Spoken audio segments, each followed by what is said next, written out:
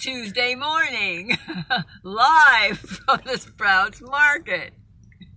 We rehearsed this a dozen times. Let's try it again. And he still couldn't. He still can't remember what to say. Let's try it again. It was his idea. And then he can't do it. One more time. It's Tuesday. It's Tuesday morning, live from the Sprouts Market.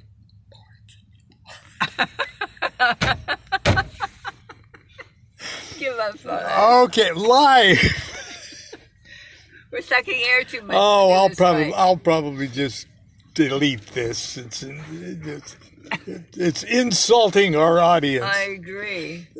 No, it really is. It is Tuesday, and it is the Sprouts parking lot, and at the moment we're live. At the moment. We are a little bit early today, but that's just because we got in the car early. Yeah. So, but anyway, let's have Constance say a few. Let's have her say a few words, and I'll lip sync her over here. You won't be able to. Okay. There she is. Good morning. I wasn't going to say much. Lon just told me what he's going to talk about. So, well, the world. We watch news. The world seems to be shit. Well, it's at war everywhere. But luckily, our government has found enough money in our budget from our taxes to manage to sell enough arms to everybody in the world who is fighting a war, just about, and usually on the wrong side, but never mind. Not always. But just that, both sides. That's good for our all economy sides. because we all know that government is in service of business, especially the military-industrial complex. Okay.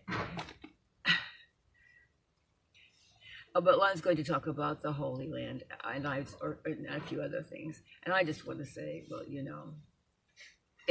where every child of God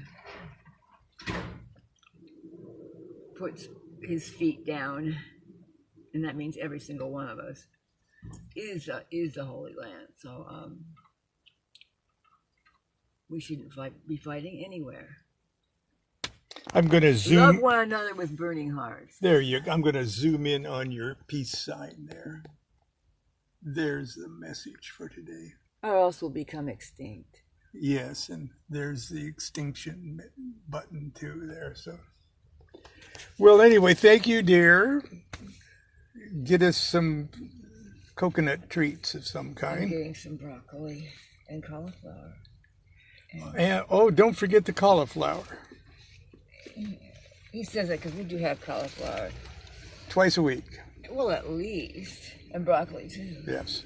But that's not very much. That's 7 days. That's only... I know. There's lots of days there. Lots of days we have burritos and stuff with lots of lettuce and avocado and stuff. So I'm going to put the camera... Have a good time, dear. It's freezing in there. Yes. Here we go. Okay. I'm going to get my coffee out here. Good morning, everyone. Yes. I am going to, in a sense, in an offhanded, shameless, self-promoting sense, I'm going to talk about the Holy Land.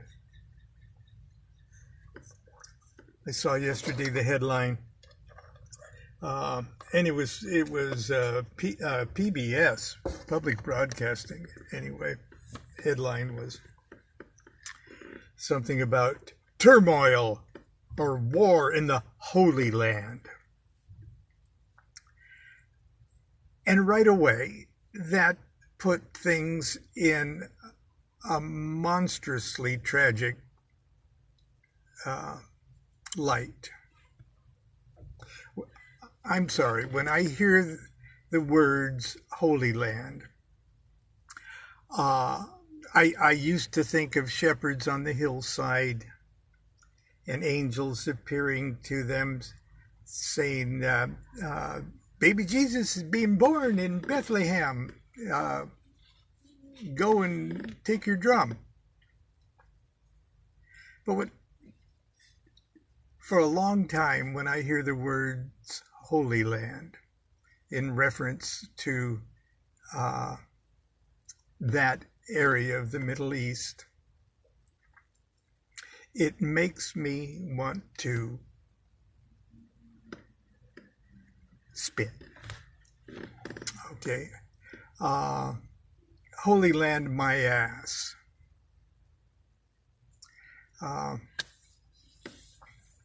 What's going on now is tragic. Coming, going, left side, right side, upside, downside. It's all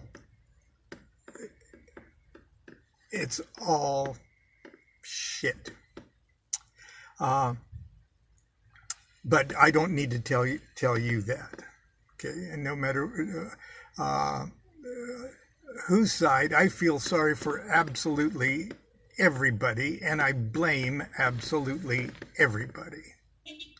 And the people that are suffering the most in this are the people that deserve the suffering the least. And it sort of all revolves around and has its genesis, if you will, in Genesis. That's a gross generalization.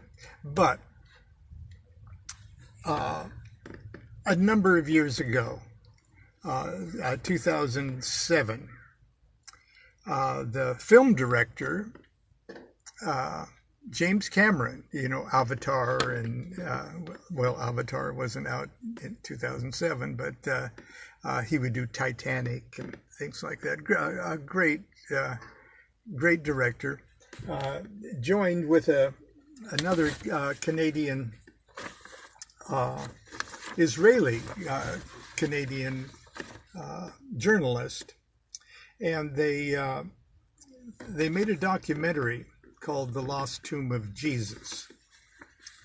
And in that time period, it caused great controversy and stuff. And it was on Nightline, and Ted Koppel interviewed people. And it was really concerning historical or archaeological discoveries of what certainly seems to be the appearance of the tomb of Jesus and his wife and other members of his family, James and things like that. And it caused great controversy. And for years afterwards, there were symposiums and things where experts debated the whole situation, but that would come later. I wrote this particular thing back in 2007. I did a review of the documentary, and which I'll read to you. It's not very long. And for years, there was a serious debate, and wonderful scholars on both sides thought, yes, this is a very legitimate thing, yes. And other scholars, very good scholars, said, well, it could be, but maybe it isn't. And besides, it's sort of dangerous to come to that conclusion if we were not absolutely 100% beyond a shadow of a doubt kind of thing. Well, in that time period, there were other accusations of people discovering things and then accused of being forgeries, and then there were more years until those accusations were found to be incorrect, and things that they tried to throw sort of a fly into the ointment of this theory, finally got themselves, the accusers were the ones that ended up being busted as liars. And anyway, and then the whole thing sort of dropped because the freaking world fell apart. But because all of this controversy and all of these wars and all of this ill feeling goes back to events, including the entire Middle Ages anti-Semitism and all of that, and now the friction between the Muslims and Jews, and World War II is the Christians against the Jews. It all goes back to biblical myths, fighting over land like somebody's God gave them the deed to property. Okay. I'm sure I'm going to lose Facebook friends from this, but please hear me out. This is what I wrote as a review of the Lost Tomb of Jesus. It's dangers and opportunities, I said, unearthed in the Lost Tomb of Jesus. Wrote it back in March of 2007. Like millions of people around the world, I recently viewed with great interest the Emmy winner Simca Jacobovich's, and I apologize for mispronouncing that, Jacobovich's, and Oscar winner James Cameron's documentary film, The Lost Tomb of Jesus. I also watched the televised panel discussion moderated by Ted Koppel that followed the 2-hour Discovery Channel special. Because of the uncanny timing of this broadcast vis-a-vis the release of my second edition of my Key to Solomon's Key, I told you I'd plug something, I feel delightfully compelled to offer a few brief comments. The subject has also fascinated me so much that I've started writing a novel, An Accidental Christ. Now, I'll really be shameless. That finally got itself in a full format published just this year. So that's how long I've been working on it, from 2007. I drew the characters and plot and setting of An Accidental Christ primarily from the 4 gospel narratives familiar to Christians around the world. But I painted the story against the backdrop of what historical research indicates were the cultural and political realities of first-century Palestine. Needless to say, I wanted to be as faithful as possible to history and to the gospel narrative. However, I intentionally created An Accidental Christ as a work of fiction so that I'd be free to let my imagination run wild. I had no idea at the time that many of the elements of the story that sprang full-formed and Minerva-like from my brain were, in fact, historically credible. Several of the most important rudiments of my story are the same issues raised by Jacobovich's in The Lost Tomb of Jesus. The social standing of Jesus and his family, his life and death as a teacher, firmly within the Jewish tradition, and his relationship with Mary Magdalene. Unfortunately, most critics have been reduced to ridiculing the film's use of dramatic recreations and subjective assumptions based on church traditions. In fact, many of the film's detractors began vocalizing their protests against it several days before it was broadcast. Quote, "If you don't like the message, make fun of the box it came in," unquote, seems to be the order of the day. However, the most profound issue raised in both An Accidental Christ and the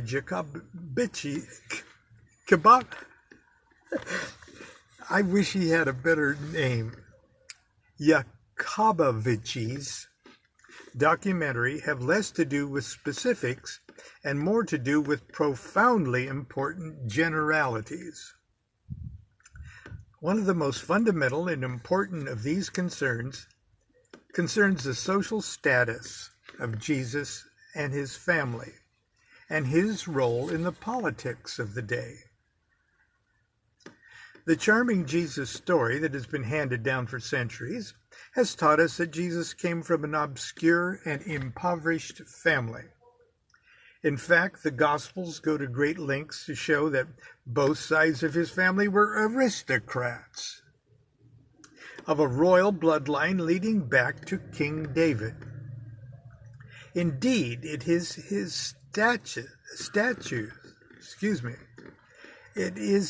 status as the hereditary king of the Jews, the claimant to the throne of Israel, that first earned Jesus the title of Messiah.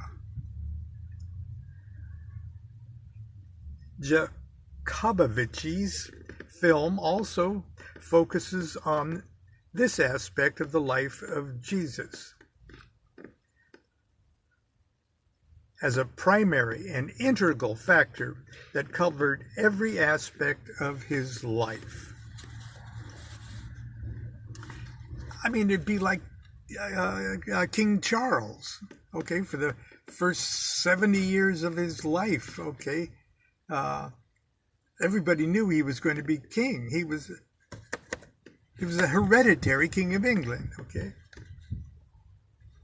The quality of the tomb and ossuaries suggests that these people were not impoverished peasants or itinerant religious fanatics. They were individuals of status and means.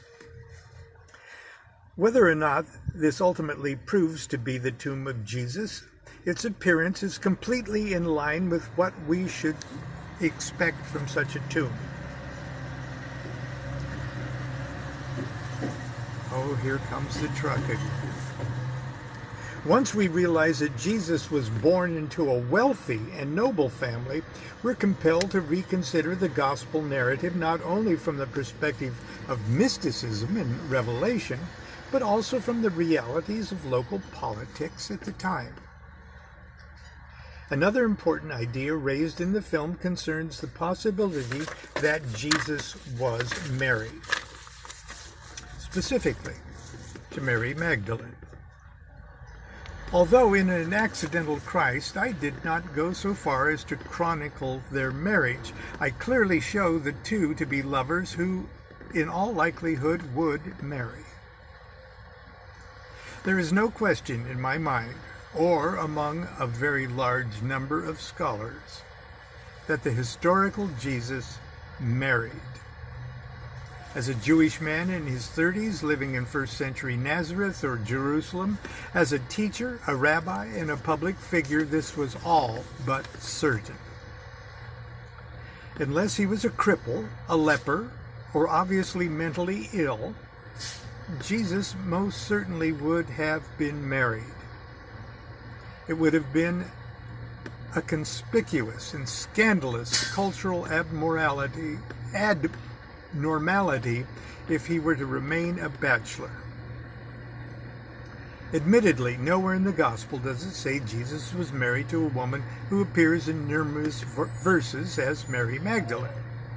But if we are to assume that other things we're told about Jesus are accurate, then we must also assume that he was married.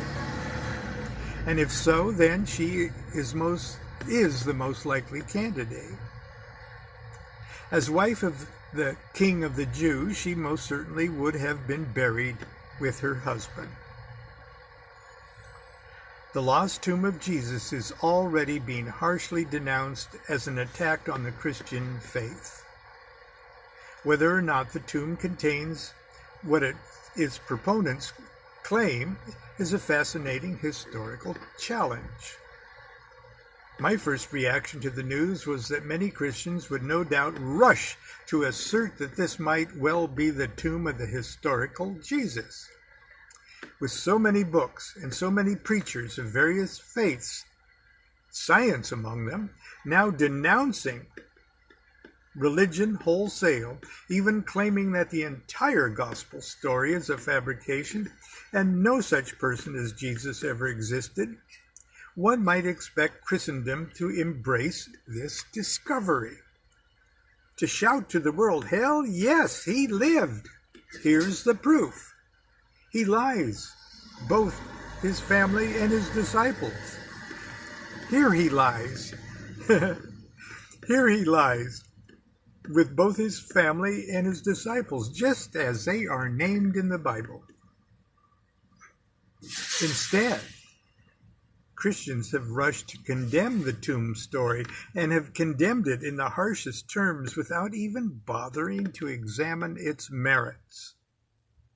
Why? Because there's something else at work here, something cultural or psychological, not historical. The idea of Jesus as God made flesh is fundamental to Christian thinking. But centuries of church teachings have emphasized his divine aspects to the extent that we can no longer picture Jesus as a normal human being. The Bible tells us that he needed to eat and sleep, that he grew tired like other men, that he suffered the agonies of his crucifixion. Indeed, without this sense of humanity, Jesus' sufferings are an illusion, a cruel farce, and God's sacrifice of his only Son nothing more than an empty drama. Thus, the core of Christian doctrine must acknowledge that Jesus, of flesh and bones, a man who lived and bred, who urinated and defecated, just as surely as he preached the word and healed the sick, yet somehow the reality of such a flesh and blood Jesus has become unthinkably abhorrent to millions of people all over the world.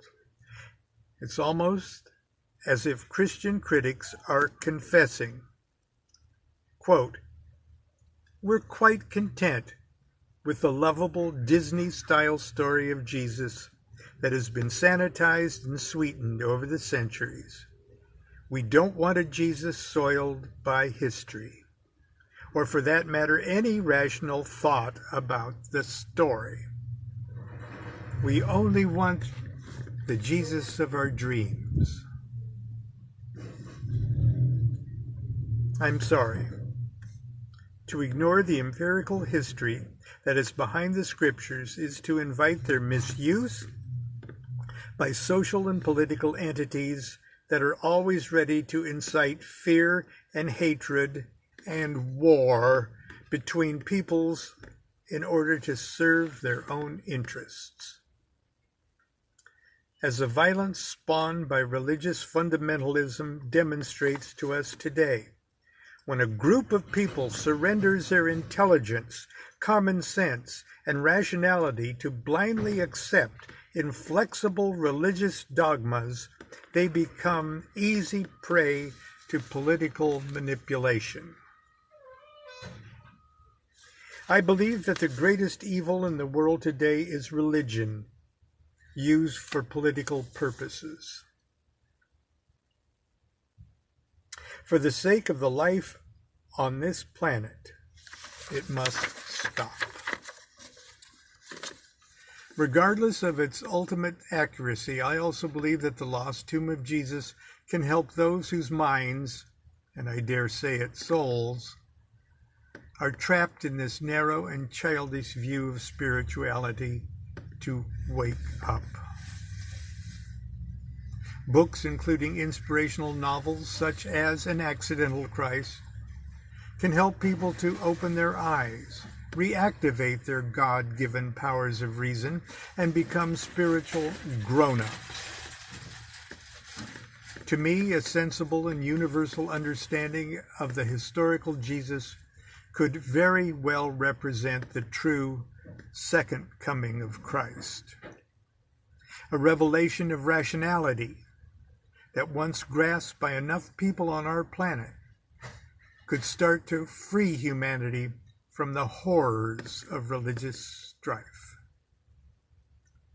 Perhaps once an entire generation is liberated from an irrational religious mindset that obliges us to abandon our powers of rational thought. It's only a matter of time before we are liberated from the irrational cultural mindset that prevents us from realizing the fundamental and universal brotherhood, sisterhood of humanity. This second coming would indeed be an event of biblical proportions, the promised gift of peace on earth from the Prince of Peace.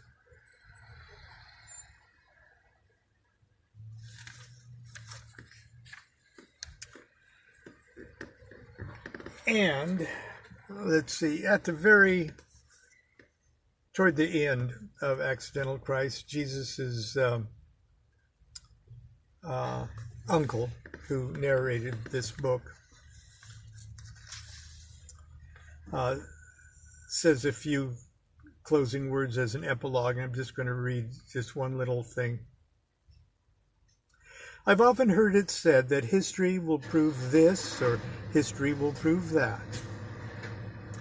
But history's proof is the most unsubstantial and dangerous dream of all. At this very moment, and he's writing in the early first century, and he's talking about Paul here. At this very moment, the wise words of my dear nephew's ministry and the tales of his many good deeds are being twisted and distorted by monsters of political intrigue and religious fanaticism. The same evil forces that undermined the Messiah movement, the same thoughtless disciples who denied him, the same frightened voices that cried for his arrest and crucifixion, the same mob who brought him to the cross and who even now, with the most pernicious intentions, would proclaim him bodily ascended into the sky and worshipped as a god. Even now, a murderous former agent of Rome, a man who never met Jesus, that's Paul, is calling himself apostle and poisoning the minds of even the elect with his lies and hallucinatory gospel of fear and self-loathing. No, history will never be able to tell my story.